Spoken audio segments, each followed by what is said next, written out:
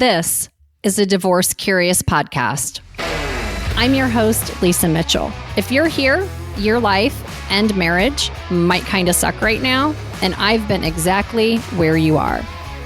At Divorce Curious, we're going to say the quiet parts out loud. We're going to sit in the anger, confusion, and disappointment that you're feeling and talk about what it looks like to go through the before, during, and after of being divorce curious. I'm glad you're here. Welcome to another episode of the Divorce Curious podcast. I'm your host, Lisa Mitchell. And today I am so excited to bring this conversation to you because I am sitting here with Hillary Sharpnack. She is a mediator at Resolution Mediation. And Hillary and I had one of the most interesting conversations where we were both super caffeinated, and I had a million questions for her and then begged her to come on the show to share all of her brilliance with you all as well. So Hillary, welcome to the show. Thank you. You didn't have to do much baking. Well, you know, just a little bit. And caffeine. Yeah. So we're going to put the caveat out there that we both kind of sound like men today. Yes, we do. And you might hear some cough drops rattling around, and we're just going to do our very, very best to get through it and bring a great show to you today. And thank you in advance for your grace, because it's going to be worth dealing with a couple sniffles and coughs here and there, because Hillary has such an interesting approach and such an interesting professional practice around helping people just like you that are in that divorce curious space. And whether you've made the decision up in your mind of what your path is next, or whether you're just exploring, or you're just feeling unhappy and stuck and you don't even really know maybe what might come next, I think after the conversation with Hillary today, she's going to fill in a whole bunch of blanks for you. So Hillary, let's get to it. Yeah. Thanks again for being on. Of course. Why don't you share a little bit of, because I know you have a kind of an interesting career path, and you didn't just decide in third grade career day that you were going to be a divorce mediator. No. So how did you end up sitting in the places and spaces with people that are making these decisions all the time? So I'm a little non-traditional because in the mediator world, everybody assumes you're an attorney. I am not an attorney. I actually come from the human resources background. So I was in corporate human resources for about a decade and was dealing a lot with the employee relations side, employee investigation side, kind of over the North America, working a lot with the local business unit, HR, and I loved certain aspects of it. I really did enjoy the situations and dissecting the situations and the conflict and the getting everybody's kind of side of the story. But I just got burned out. I really just got burned out on the corporate way of doing things and having to worry about, am I setting precedents, or are we giving favoritism over here, but then this exact same situation over here, we're going to do something different because it's so-and-so. That would never happen. No, never. So I just got burned out and I needed a change. And honestly, I had no clue what I was going to do. I'd only known HR. I had a marketing degree, but I had never touched marketing, never did anything with it. I just knew that I needed out of the corporate world. So I went back to school and in that pursuit got a master's in conflict resolution and reconciliation. And through that program, learned about family mediation, primarily divorce mediation. And I was like, yes, this is what I want to do, because one, I can make my own schedule. we love a flexible queen. Yes, we do. I was over the Monday through Friday 9 to 5 job. But also, more importantly, the just conflict resolution side of things and getting to help somebody on a personal level. And looking at mediation as a collaborative process was huge to me. So that was really where I was like, yes, that's what I want to do. So right around after I graduated with my degree, my husband got transferred back to Indiana for his job. And so we were here and I was like, okay, can I even do this in Indiana? I have no idea. I'm not an attorney. So looked into it. And in Indiana, you have to take a 40-hour course to be a registered mediator. And through that process, that's kind of how I met my partner, Tess. She was a coach for my training when I was going through that, but also she was one of the only, I think, 2 people. I had just done some cold emails, cold calls, and was just like, can somebody talk to me about mediation? I just want to take you to tell me what breakfast. I need to know. Yeah, I was literally, I don't even know if I can do this. And she was one of, I think, 2 people out of however many I cold called, and she was so sweet. And we went to lunch together and she was just like, yes, I will teach you, please. She is just such a supporter of the mediation field, but more importantly, just getting anybody involved into it and kind of getting the education piece out there. So I shadowed her for a couple of years after she was one of my coaches, and we just formed a really great relationship. And we were at a previous firm together for about 4 years. And then last year in 23, we decided to move out and start our own firm together. I love that. I think it's so interesting. First of all, I'm such a, I call myself a portfolio life person where I've had 15 careers and I'll probably have 10 more by the time I die or quit working. So I love that you found the journey of the what else. Yeah. And were able to figure out a really interesting way to use your skill set. And I'm a certified forensic interviewer as well as one of my credentials, and that conflict resolution and threat assessment and all of the things I think that we use a lot in HR in that realm, you can also then translate into having these very sensitive conversations. Yes. Really, what's more high stake than when you're about to potentially blow your marriage up? Exactly. Right? Absolutely. I don't know anybody who walks into that feeling certain. So to know that there's an approach, one of the things that really struck me when I was looking at your website and doing my homework after meeting you was the tagline, divorce without destruction. Tell me a little bit about how that shows up and why that philosophy really fits so well with how you like to work. So, really divorce without destruction, it just kind of came naturally to us in the sense of why we're doing what we're doing. So we know people are going to get divorced, and we want to be a resource for them to really make it as least amount of destruction as we can to this family, because especially when there's children involved, you're going to remain a family. And so it's how can we keep that focused on the family at the same time while the marriage is no longer going to be, but you're still going to remain a family. So how do we redefine that family going forward?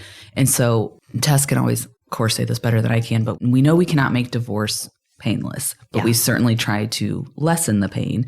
And that's really kind of where the divorce without destruction came, because this is a collaborative process, meaning that it's focused on the same goals of how do we redefine this family, because it's going to remain a family. And even if there's not kids, it's still, the focus is on you guys had a relationship, so it's dissolving. So how can we do that in the least combative, the least adversarial way, and really allowing both of you to have a voice in the process and be able to voice what it is you want, why you want what you want, what are your goals. And then again, as a mediator, being able to transcribe all of that into, okay, how do we make these decisions where you can get what you want and you can get what you want to the best of the ability of what's kind of in the marital pot, and how can we meet those goals and hopes that each of you have?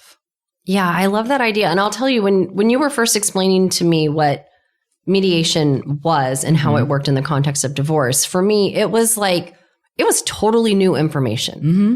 Yeah. And I've been through a divorce, and we did it started out as a pretty civil process. Mm-hmm. I didn't know about mediation. We were kind of sharing the same attorney at the beginning because we thought we had things figured out. Sure. Didn't end up tracking all that way to the end. But I think for so many people that I talked to, and part of the reason I started the Divorce Curious podcast is I didn't even really know that mediation was an option. Yeah. It immediately, when you're sitting there in the middle of the night and you're thinking about, oh my God, what is this going to look and feel like if I make this decision? Mediation and having a collaborative approach and finding a way to move forward without destroying each other, I don't think a lot of people even know that that's a possibility. No, they don't. And kind of like with everything, right? We're in Indiana, we're in the Midwest. And so mediation is very well known on the East and West Coast. So it is used a lot on the coasts. It's getting more kind of relevant in the Midwest, but even Indiana has really been kind of slow to the game of mediation. Now, I will say that with a caveat, because mediation has been around for a while in Indiana. Right. But when I say that it's still not known, it's the way we practice. So Tess and I practice same room mediation, which is where the couple, everybody's the clients, in it together. Everybody's in the same room together. Children are not. So put that little plug in there. But the couple is in the same room together. Now, certainly if there's safety concerns or other reasoning why they should not or cannot be in the same room together, we certainly accommodate that.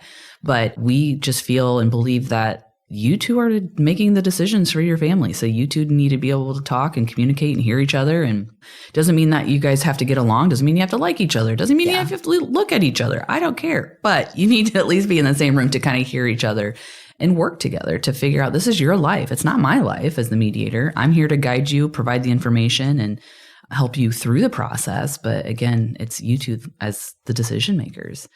So same room mediation is what is not as well known in kind of Indiana. When people hear of mediation, or if they've been court ordered to mediation, or if they have attorneys who have said, hey, let's do mediation, it's typically what's called shuttle mediation.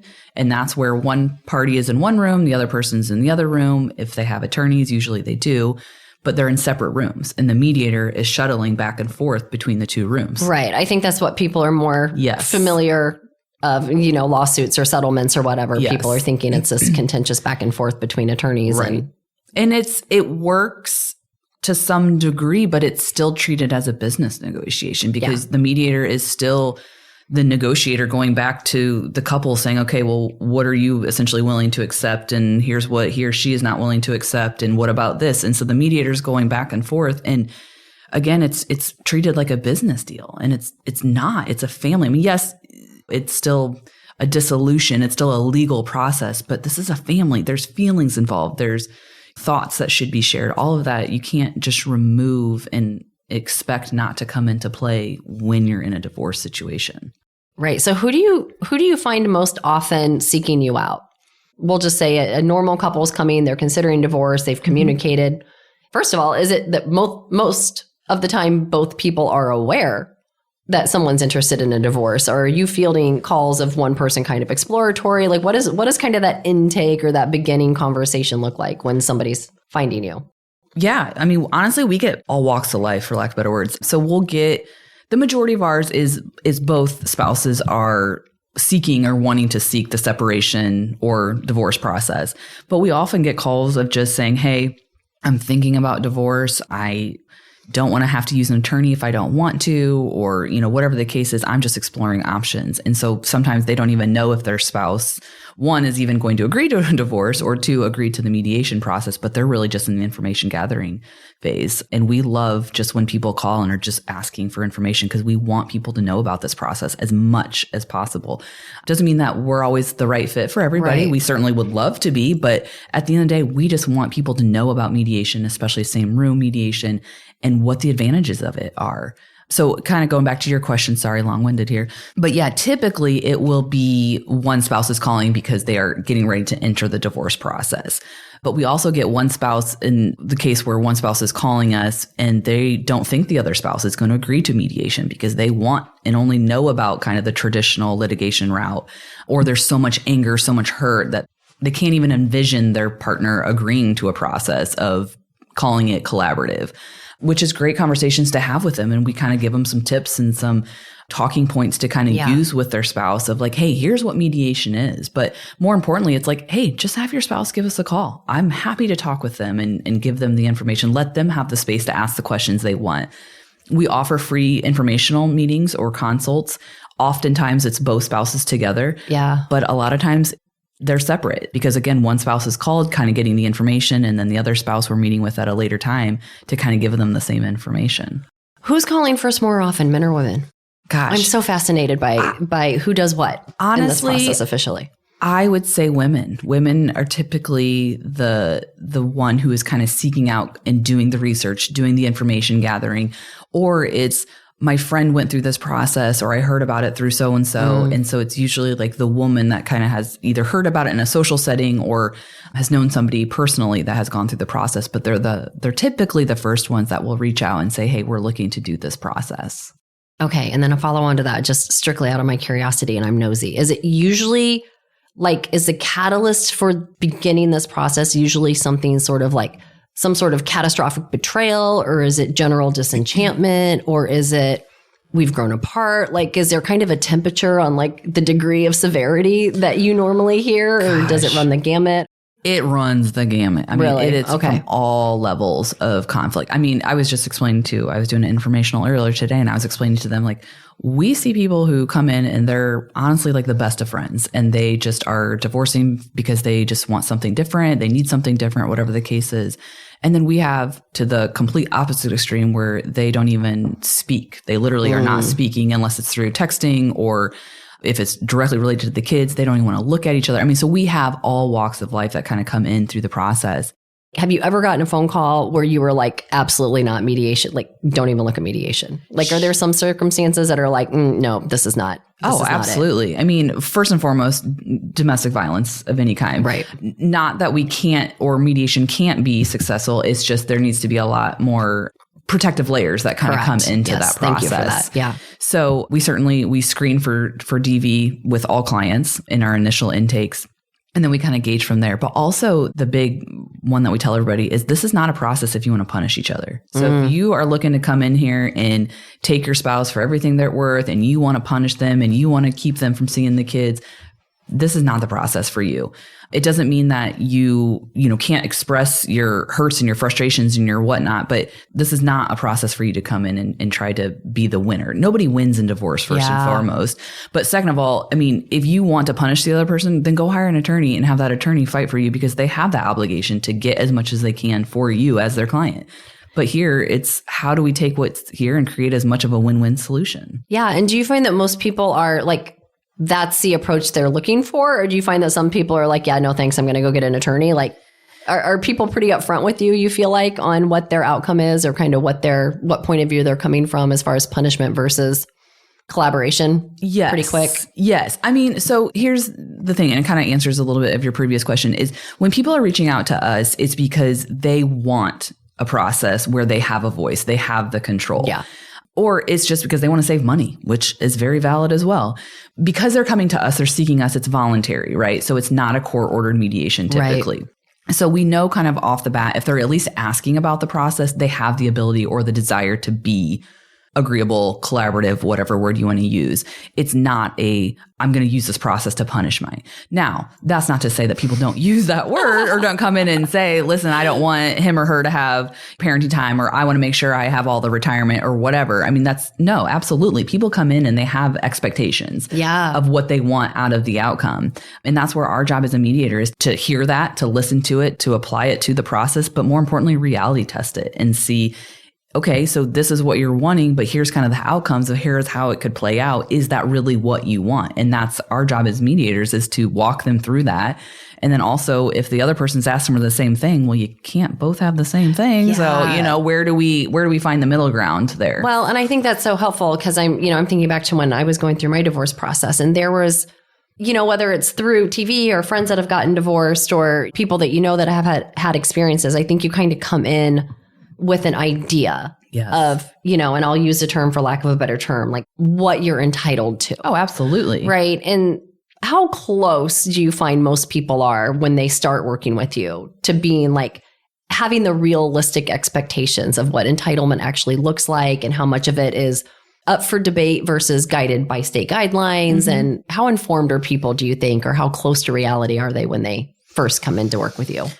I mean, old Google's are everybody's friend, right? So we find that a lot of people are doing their own research coming in before, which understandably you should. Right. But it's really, is that information, one, related to Indiana? Is it really related to their situation? And then more specifically to the mediation process. What I love about mediation is, yes, we are kind of bound by the same laws, statutes, et cetera, by the traditional litigation, but it's a creative process. So we get to be as creative as you guys want as the couple. I say we a lot. I apologize. No, you're in it. I'm in it. I am. It becomes a we. Sure. Yeah. But it really is. It's so we can be more creative than the traditional litigation process, because it's like, listen, this is your guys' life. This is your guys' agreement. So what makes the most sense for you?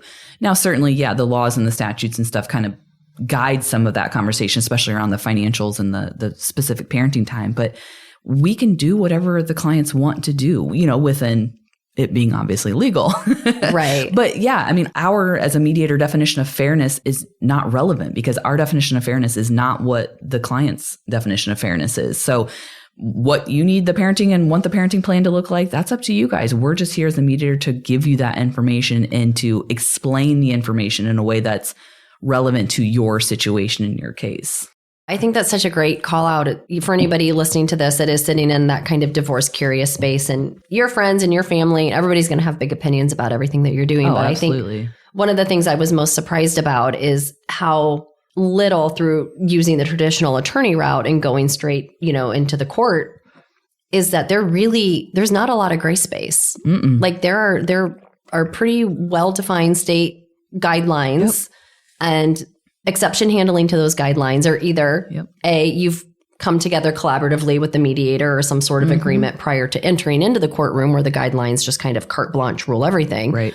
Or there has to be some major violation of like minimum standard of care or something really an outlier situation, a safety situation or a neglect situation or something. And I think that's one of the things that was most surprising to me is I thought there would be a lot more flexibility to kind of like, and I know my ex did too, because he would say it, right? Well, the judge is going to hear this and that, and that, right? It's like, you think you're going to have this big, long ability to monologue or argue or be persuasive based on your opinion. And you just really don't. No, not at all. You don't. I mean, if you get the opportunity to be in front of a judge as part of the traditional litigation process, you're not the one speaking. It's your attorney essentially speaking on your behalf and presenting the evidence, presenting the whatever. But even that, it's such a short time frame and time period that your attorney gets to present that information. Right. And I think that's one of the sources of frustration that I've heard most, especially the people in my sphere that I've had these conversations with are women.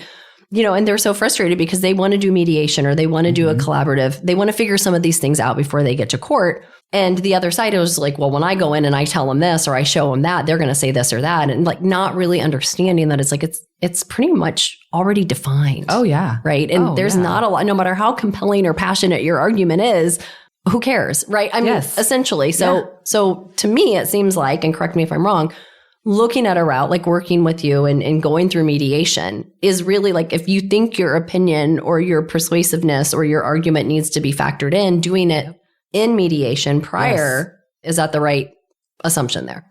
Absolutely. 100%. If you want to feel like you are being heard and you get to voice your, so to speak, side of the story, mediation is going to be that place, because not only am I hearing it as the mediator, but your spouse is hearing it. And that factors into the decision-making process versus when you're in the traditional litigation route, it's black and white. It's like, here's the laws, here's what it means. And then it just becomes a negotiation at that point of like, okay, well, what are you willing to concede on? Okay, then this is what this other person gets. But in mediation, it's, okay, why do you feel these things? And what is it? Why do you want this? Why do you want the 90-10 parenting plan or whatever the case is? It's, again, our job as a mediator to get to that why, because you may say you want this, but that's not really what you want. Right. It may just be because there's this underlying issue or this underlying need, but this solution over here could still meet that need or that underlying interest. But it's, maybe a better solution for the children or a better solution for everybody involved. And that's where the beauty of mediation comes in is we get to that why and that those interests of why somebody wants or why somebody is digging their heels on something. It's like, okay, why? Let's figure it out. Yeah, I think context is like such an important factor. Like the more, and I call them data points, right? Like the more data points you can collect, the better decision making you can have. And I think for so many people that are in this divorce curious space or contemplating going into the process, they either never do because they don't have the data that they feel like to even know what their options are, or they're working on assumptions that, oh, well, my partner's going to go in and get to plead this big, grandiose case, and I probably will suffer some sort of negative consequence. So not having that information is really so detrimental. So I love that you're unpacking this for them. But when you see people come into you or kind of hear the story of what they've done before they get to you, what do you think is like the biggest mistake or misconception that people have coming into mediation? The biggest probably misconception is kind of what we were just talking about is they expect it to kind of go the way that they feel entitled, whether that's because the Indiana parenting time guidelines say this or because of the, laws and statutes say this, it comes down to kind of, well, I'm owed this or I'm entitled to this. And that very well may be, but at the same time, again, it's looking at the bigger picture, right? Of the whole family, the whole needs of everybody involved. So I would say that, but then also just the being able to come in and just get what I want. And so I'm going to come in, I'm going to plead my case, and the mediator is going to side with me and they're going to make sure I get everything I want. no, we're neutral. Like we are not decision makers, and also we're neutrals. So listen up. If you're looking to come into mediation so you can bully somebody into giving you everything you want, not the place. No, on either side not. of the equation. No, and we talk through that, and we talk through kind of like, because mediation, regardless if you're going through it being court ordered or you're doing it on your own, not court ordered, it's a voluntary process. Yeah. So at any point, it just takes one side to say, yeah, not for me, I'm walking away. And that's absolutely fine. But we as a mediator also get the opportunity to say, hey, we're out. Like, we're going to end this process. Knock on wood, I've never had to do that. Yeah. My partner hasn't either. But we explain in those cases, it's due to potential coercion, or because somebody is not being collaborative and they're just constantly looking to score points. Exactly. Yeah. Looking to score points, or they're not making a decision because they want to stall the process or whatever it is. I mean, there's certain situations in which we as a mediator would be like, yeah, this process is no longer working. And especially, somebody's being coerced, or somebody's being forced into an agreement, or if somebody is being, not truthful, they're withholding information, especially on the financial side. Or that would never happen in divorce, no, right? Never. We don't ever hide things. Never. Gosh, if I had $1 for every time I heard somebody say that, I think my spouse is hiding. And not to dismiss that, because it's a very valid thought or opinion. But again, kind of going back to mediation, it is still a legal process. We're going through the entire legal process, but we're diving into the financials especially. So if there is the concern that, hey, my spouse is hiding assets or racking up credit card debt that I don't know about, we're going to uncover that in this process. And one step further, if they still don't feel like they're able to trust the information that's being provided, great. Let's look at other options. Like, do we bring in a forensic accountant, or do we bring in another process to kind of deeper dive into the financials? So nice. See, I think that's a great point of clarification too, because I think there might be this misconception that either mediation is like the easy way out, right, or you would face less scrutiny if you could plead your case through mediation, which just sounds like absolutely not, right? Like it's just as thorough, if not more thorough. 100% is just as thorough as the traditional litigation process. You have an ethical obligation to disclose the information. And certainly in the agreements that we write for every single client, there is legal language in there that says you are signing this, stating that I have provided all information. I am not hiding anything. I have not coerced anybody. So yeah, we have legal language in there because it's a legal contract. At the end of the day, what we're submitting to the court and to the judge is a legally binding contract. I'm glad that we touched on that point, because I think the misconception is that it's either not as thorough, or conversely, it's greater scrutiny, right? Like would bring somebody under greater scrutiny than if they just went straight through the legal process. And so I think your answer there kind of says, well, it's neither of those things, right? It's thorough, but it's not overly scrutinizing anyone, and it's not letting anyone get away with anything either. No, because I'm not a financial person, and even if I was, that's not my role. Right. I'm the mediator. That's not my role to do a forensic accountant's job and to kind of come in. It's, hey, I'm taking the information that you two are providing. We're working with this information. If there's any concern and one person doesn't trust the information, okay, what do we need to do to build that trust, to regain that trust on the financial piece, if that's what we're speaking to? And that's where we talk, what are the other options? But yeah, it's not appropriate for me as the mediator to do a deeper dive. Even if I had the capability, that would be outside of the mediator's role. I think that's just a good point of clarity. Again, if I'm sitting here, I'm divorce curious. I don't really know much about mediation. I only, maybe have some assumptions or misconceptions. I think it's good to be able to clarify that. I want to give you the chance, if, thinking of who's listening to this or who's watching this right now, and they're maybe like, I don't know exactly what's next, but this is not it. Like, I don't want to wake up in this life every day, and I'm trying to figure out the next best decision to make for me and for where I want to be and where I find my happiness. What, from your point of view as a mediator, might be like a good action step for them to take? One, figure out what, if you can, what is it that you do want? Is it you do need to be on your own and in a separate life? Is it you want to stay married to this person, but just you don't want the marriage that you currently have? So it's just kind of figuring out what is it that you want in the here and now, and also kind of what is it you're envisioning down the road? Is it still with this person? But again, like I said, just not the same marriage you have today. Great. We have a process for that. My partner is trained in what's called couples mediation. So, which is not therapy. It's not counseling. I like to just throw that out there. Yeah. But yeah, it's just kind of figuring out what it is that you want. But honestly, gather the information, talk to people. People are so willing to share information and share personal experiences. I mean, that's why we do free informationals. Please call us and just say, hey, here's where I'm at. Here's what I'm thinking. I just don't even know what my options are. Great. We'll talk you through the options. We talk with a lot of people who we talk about what is mediation, what is a legal separation, what is divorce. Yeah. And we may not hear from them for 2 years. And they may come back and say, they just tuck the data point away and then try to figure out what comes next. Yes. Yeah. Because you don't know what you don't know, right? So just ask the questions and get the information, because at the end of the day, you have to figure out what is best for you and your family. And you can't do that without all the information. Yeah, I love that, Hillary. Like, I think it's just so important to know that it's not always either or. Sometimes it's yes and. Sometimes it's even more options available than we might even think we have. And it's really important to start doing the homework to see what could help me get to that next place once you figured out where that next place is. So speaking of next places, where are some good next places where people could connect with you, Hillary? Certainly our website, Resolution Mediation IN, as in India, I'm so sorry. Indiana. My husband's currently in India. Oh, that's why it's on my brain, apparently. ResolutionMediationIN.com is our website, and there is a plethora of information. We have some really great articles, tips, tricks, information about our process, about our child inclusive mediation process, just anything related to kind of the divorce or separation world, but also information on how to better communicate with your spouse. There's other resources that aren't just specifically related to divorce that are on our website, but that is certainly the best place to kind of get the information about our process and our backgrounds and meet the team, so to speak. Awesome. Well, I have loved meeting you and meeting the team, and we'll link up your website information in the show notes so people can get to your resources and get to you to ask questions if they need to.